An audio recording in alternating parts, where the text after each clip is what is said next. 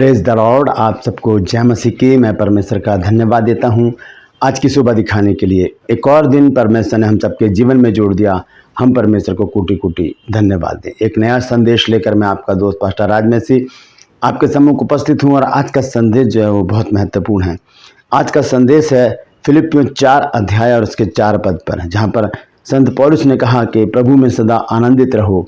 मैं फिर कहता हूँ आनंदित रहो। सवाल ये है कि संत पौलुस ने दोबारा क्यों कहा मैं फिर कहता हूँ आनंदित रहो। आज इस बात पर हम विचार करेंगे कि ये बात ऐसी क्यों आई सामने कि संत पौलुस को 2 बार कहना पड़ा प्रभु में सदा आनंदित रहो, मैं फिर कहता हूँ आनंदित रहो। सवाल ये है कि संत पौलुस ने क्यों कहा मैं फिर कहता हूँ आनंदित रहो। ये बहुत बड़ा भेद है। इसे जानने के लिए पूरा वीडियो आपको देखना पड़ेगा।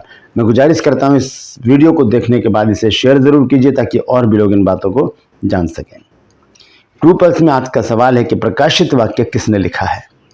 जानते हैं तो कमेंट्स में लिख दीजिए, नहीं तो डिस्क्रिप्शन में आपको इस सवाल का जवाब मिल जाएगा। आइए एक प्रार्थना करेंगे छोटी सी, उसके बाद आज के वचन में चलेंगे। प्रभु जी, मैं धन्यवाद देता हूँ आज की सुबह दिखाने के लिए और विनती करता हूँ प्रभु जी, आज के वचन को शेयर करने में मेरी मदद सहायता कर। मेरे होठों को, मेरे दिल दिमाग को छूकर ब्लेस कर। मेरी आत्मा और मेरा शरीर तेरे ही कब्जे में रहे प्रभु, ताकि बोलने वाला मनुष्य नहीं मेरी तरह आत्मा हो। जो भी गूढ़ भेद की बात इसमें छिपी है वो हम पे प्रकट करना। और जितने भी लोग इस वचन को देख रहे हैं, सुन रहे हैं, उन सब पर मैं तेरी आशीष बोलता हूँ। हर एक को आशीषित कर। हर एक की रोग बीमारी, चिंता, परेशानी, दुख, तकलीफें, लड़ाई झगड़े, तफरके, मनमुटाव, हर एक बुरी बला हर एक के घर से दूर कर दे प्रभु जी। बांझपन दूर कर, तलाक दूर कर प्रभु जी, नशा, कर्जा, बेरोजगारी दूर कर, कमी घटियां दूर कर प्रभु, और बीमारियों को दूर कर प्रभु। जो लोग घरों से चले गए हैं, खो गए हैं प्रभु, उन्हें वापस लेकर आता कि प्रभु तेरे बच्चों के घरों में आनंद मनाया जाए। प्रभु जी, जो सताव में जी रहे हैं प्रभु जी, उनके जीवन में भी बड़े काम कर प्रभु जी। अपने लोगों को खड़ा कर ताकि वो सताव से प्रभु जी बाहर आएँ और प्रभु जी तेरे बच्चे तेरी महिमा करने पाएँ। धन्यवाद देता हूँ प्रभु, तूने मेरी प्रार्थना को सुन लिया। यीशु के नाम से मांगता हूँ, आमीन। Praise the Lord. तो आइए आज के संदेश को शुरू करेंगे। बहुत अद्भुत संदेश है। सवाल है कि संत पौलुस ने क्यों कहा मैं फिर कहता हूँ आनंदित रहो। तो सबसे पहले हम उस आयत को देखेंगे जिसमें संत पौलुस ने कहा है प्रभु में सदा आनंदित रहो, मैं फिर कहता हूँ आनंदित रहो। और ये वचन है फिलिप्पियों 4 अध्याय का 4 पद। यहाँ लिखा है प्रभु में सदा आनंदित रहो, मैं फिर कहता हूँ आनंदित रहो। ये दूसरी बार जो कहा गया शब्द है, इसे कहा जाता है जोर देकर कहा गया। एक बात को प्रेस किया गया है, जोर से कहा गया है और बताया गया है कि ये बहुत महत्वपूर्ण बात है, इस पर ध्यान दिया जाए। जोर से कहा गया है। लिखा है कि मैं फिर कहता हूँ आनंदित रहो। अगर हम इसकी शैली को देखें, क्योंकि ये तो हम पढ़ रहे हैं, हमें नहीं पता किस भाव में, किस तरीके से संत पौलुस ने बोला होगा। यहाँ पर हम पढ़ते हैं तो इसको हम इस तरह से देख सकते हैं। पौलुस ने इस तरह से कहा होगा, मैं कहता हूँ कि प्रभु में सदा आनंदित रहो, मैं फिर कहता हूँ कि आनंदित रहो। इसका मतलब ये जो दूसरी बात है ये बहुत महत्वपूर्ण है। ये दूसरी बात, कोई बात अगर हमारे पास 2 बार आ रही है तो उसका बहुत बड़ा महत्व है। हमें इस बात को समझने की ज़रूरत है। कई बार क्या होता है कि जैसे कि हम घर में आए और हमें बहुत तेज़ प्यास लग रही है, गर्मी है बहुत, और हम घर में आकर बैठ गए और हमने बच्चों से कहा कि बच्चे, बेटी है, बेटा है, कोई भी है घर में, या वाइफ है या पति है, कोई भी है, उनसे हमने कहा कि पानी पिला दो 1 गिलास, और उन्होंने या तो इग्नोर कर दिया या उन्होंने सुना नहीं, या कोई भी ऐसी बात है कि उनके कान तक बात नहीं पहुंची। आपने थोड़ी देर इंतजार किया, फिर दोबारा कहा मुझे पानी पिला दो। इसका मतलब आपको प्यास लग रही है और इस बात का महत्व है, इस बात का महत्व है। दूसरी बार आपको कहना पड़ा। संत पौलुस को भी दूसरी बार कहना पड़ा कि प्रभु में सदा आनंदित रहो। दूसरी बातों में आनंदित मत रहो, प्रभु में आनंदित रहो। चाहे दुख हो, सुख हो, बीमारी हो, कमी घटी हो, तंगी हाली हो, कैसी भी परिस्थिति हो, बस प्रभु में और सिर्फ प्रभु में आनंदित रहो। संत पौलुस ने जोर देकर इस बात को कहा कि प्रभु में सदा आनंदित रहो, मैं फिर कहता हूँ आनंदित रहो। इसी तरह से जब हमें प्यास लगती है, हम दोबारा कहते हैं कि मुझे पानी पिला दो, मुझे प्यास लगी है। ऐसी और भी बातें हैं जो हम घरों में या समाज में, ऑफिस में, मीटिंग्स में, कहीं पर भी हम 2 बार उस बात को कहते हैं, तब वो बात सुनी जाती है। कई बार क्या होता है कि हम YouTube पर कोई संदेश सुन रहे होते हैं किसी पास्टर का, या टीवी पर बहुत सारे चैनल हैं जिन पर परमेश्वर के वचन आ रहे होते हैं, हम सुन रहे होते हैं, और हम घर में क्या कर रहे हैं, काम कर रहे होते हैं, झाड़ू पोछा, बर्तन और खाना बनाना या प्रेस करना या कुछ भी करना, हम व्यस्त होते हैं काम में और उस वचन को भी सुनते रहते हैं। लेकिन परमेश्वर ये बात अच्छी तरह से जानता है कि इस तरह से वचन को नहीं सुना जाता। वचन को सुनने के लिए एकाग्र होना पड़ता है, अपने कंसंट्रेशन को परमेश्वर के वचन की ओर लगाना होता है, ताकि वो वचन को हम समझें और वैसा ही करने का प्रयास करें।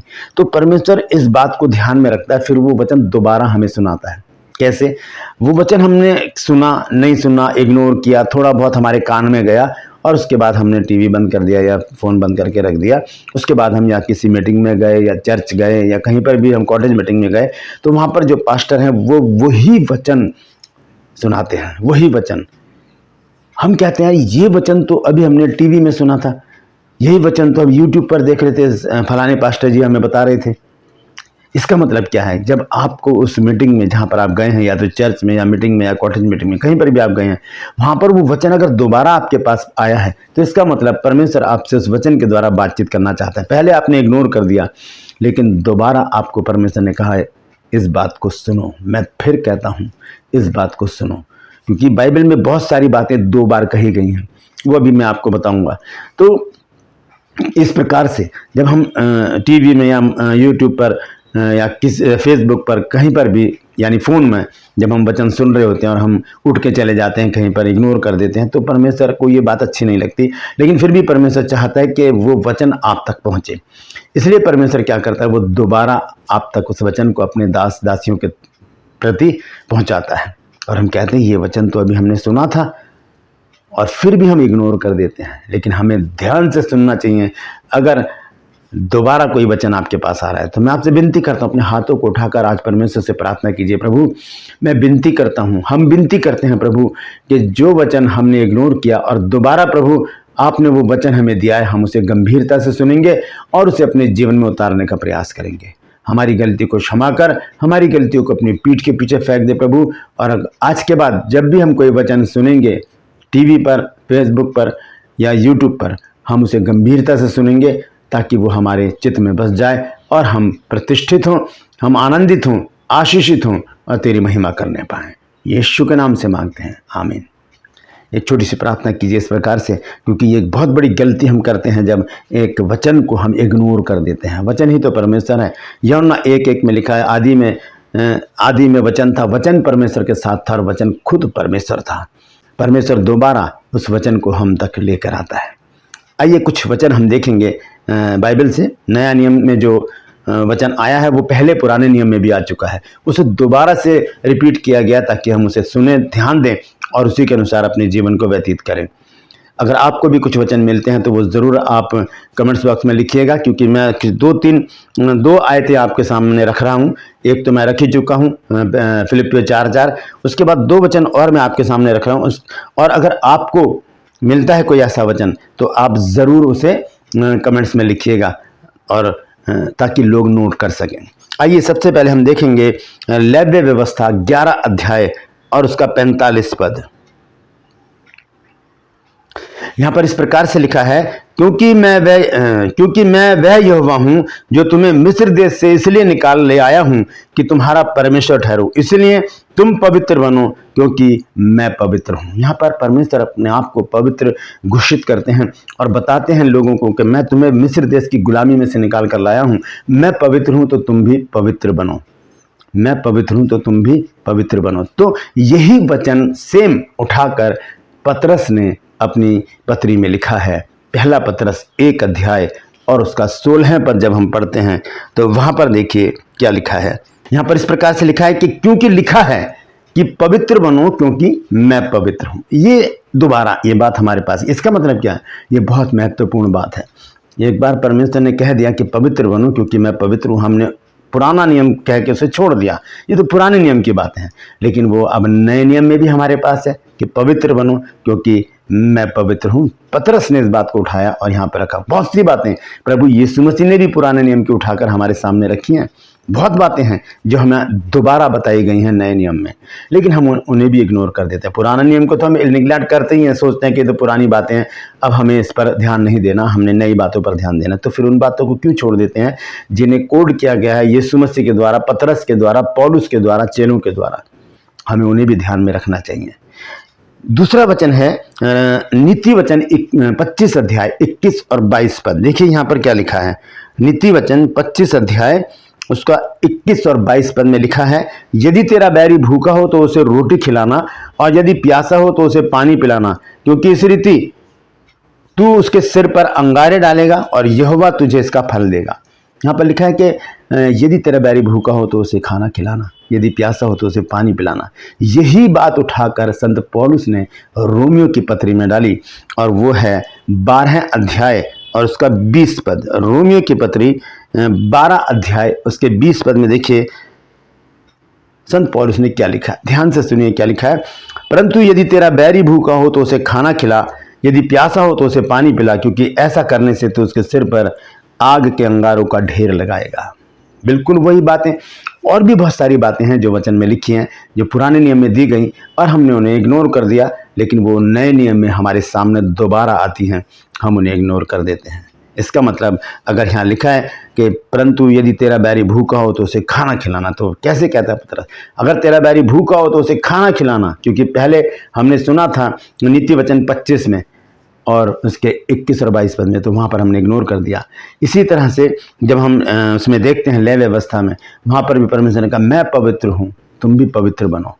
पतरस ने कहा परमेश्वर का वचन कहता है मैं पवित्र हूँ तुम भी पवित्र बनो, जोर देकर इन बातों को कहा गया है। तो आइए हम देखेंगे कि क्यों ऐसा होता है, क्यों परमेश्वर एक बात को 2 बार हमारे सामने रख रहा है। इसका खुलासा करता है अय्यूब की पुस्तक। निकालेंगे अय्यूब की पुस्तक, उसका 33 अध्याय 33 चैप्टर 33, और उसकी जो वर्ष है वो है 14 वर्ष 14। यहाँ लिखा है क्योंकि ईश्वर तो एक क्या वरन 2 बार बोलता है, परंतु लोग उस पर चित्त नहीं लगाते। एक नहीं 2 बार बोलता है और लोग उस पर चित्त नहीं लगाते, सोचते नहीं कि ये बात 2 बार हमारे पास क्यों आई है। हम भी मनुष्य होकर एक बात को 2 बार जोर देकर कहते हैं कि भाई मेरे लिए रोटी बना दो, मेरे लिए खाना बना दो, मुझे पानी की प्यास लगी है। इस तरह से हम बातें करते हैं। हमारे बॉस भी एक बात को जब बोलते हैं, जब हम कहीं जॉब कर रहे होते हैं, हम इग्नोर कर देते हैं, वो दोबारा हमें जोर देकर उस बात को बोलते हैं ये काम आपको करना है। इसी तरह से परमेश्वर जब देखता है कि हमने उसके वचन को इग्नोर कर दिया है, तब परमेश्वर दोबारा उस वचन को हमारे सामने लेकर आता है। यहाँ पर लिखा है क्योंकि ईश्वर तो एक क्या वरन 2 बार बोलता है, परंतु लोग उस पर चित्त नहीं लगाते। हमें उस पर चित्त लगाना होगा, मनन करना होगा, ध्यान से सुनना होगा पहली बार ही परमेश्वर के हर वचन को, ताकि वो वचन हमारे हृदय में बसे, हम पाप करने से बच जाएं, हम आत्मिक उन्नति करें, हमारा आत्मिक ग्रोथ हो और हम मसीह में आगे बढ़ते चले जाएं। दाऊद ने एक बात यहाँ पर बहुत अच्छी बताई है हमको। अगर हम भजन संहिता 62 अध्याय और उसके 11 पद को पढ़ें तो देखिए दाऊद ने यहाँ पर क्या लिखा है। यहाँ पर दाऊद कहता है कि परमेश्वर ने एक बार कहा और 2 बार मैंने ये सुना है कि सामर्थ परमेश्वर का है। एक बार कहा, लेकिन दाऊद कहता है मैंने 2 बार सुन लिया। 2 बार कैसे सुन लिया? जब हम वचन को पढ़ते हैं, हमारी आंखों से हम उस वचन को पढ़ रहे होते हैं, सुन रहे होते हैं, और वही बात हमारे कान में जाती है जब हम उसे पढ़ रहे होते हैं। लिखा है परमेश्वर ने एक बार कहा और 2 बार मैंने सुना है। हमने आंखों से पढ़ा, कानों से सुना, ये 2 बार हमारे पास एक ही वचन पहुंच जाता है। जब हम इस प्रकार से ज़ोर ज़ोर से वचन को पढ़ते हैं, मन में नहीं, ज़ोर ज़ोर से जब वचन को पढ़ते हैं तो 2 बार हमारे पास आ जाता है। तो यहाँ पर दाऊद इस बात को हमें समझाने का प्रयास कर रहा है। दोस्तों, अगर वचन को की गंभीरता को हम नहीं जानेंगे, वचन को गंभीरता से हम नहीं लेंगे, तो फिर वचन हमारे हाथ से ले लिया जाएगा। नीति वचन 13 अध्याय के 13 पद में लिखा है कि जो वचन को तुच्छ जानता है वो नाश हो जाता है, लेकिन आज्ञा के डरवैयों को बड़ा फल मिलता है। Praise the Lord. परमेश्वर इन वचनों के द्वारा हम सबको आशीष दे। यदि आज आपने कुछ नया सीखा है तो कमेंट्स में ज़रूर लिखिएगा और इस वचन को शेयर कीजिए ताकि और भी लोग इन बातों को जान सकें। ट्रू पल्स में आज का सवाल बहुत आसान है। प्रकाशित वाक्य किसने लिखा है? जानते हैं तो कमेंट्स में लिख दीजिए, नहीं तो डिस्क्रिप्शन में आपको इस सवाल का जवाब मिल जाएगा। मैं आपसे गुजारिश करता हूँ मेरे चैनल्स को सब्सक्राइब कीजिए, बेल आइकन को दबाइए ताकि नोटिफिकेशन, नई जानकारी आपको बिना व्यवधान के मिल जाए। मेरे वीडियोस को लाइक कीजिए, शेयर कीजिए और कमेंट्स बॉक्स में आकर मुझसे ज़रूर बातचीत कीजिए। आज के लिए बस इतना ही। फिर मिलूंगा एक नए संदेश के साथ, एक नया वीडियो लेकर। तब तक के लिए मुझे इजाज़त दीजिए, लेकिन अपना और अपनों का ख्याल रखिए और परमेश्वर के वचन को गंभीरता से सुनिए। मैं आपको एक जानकारी देना चाहता हूं कि 15 तारीख की रात को मैं और मेरी वाइफ लखनऊ जा रहे हैं। प्रार्थना भवन एक चर्च है, वहाँ पर हमारी मीटिंग है 17 तारीख को। अगर आप आसपास रहते हैं तो मुझसे ज़रूर मिल सकते हैं लखनऊ में। हम वहाँ पर 18 तारीख तक रहेंगे। आप मिलना चाहते हैं तो ज़रूर हमारे पास आइए, हम मिलकर प्रभु की महिमा करेंगे। Praise the Lord. परमेश्वर आप सबको आशीष दे।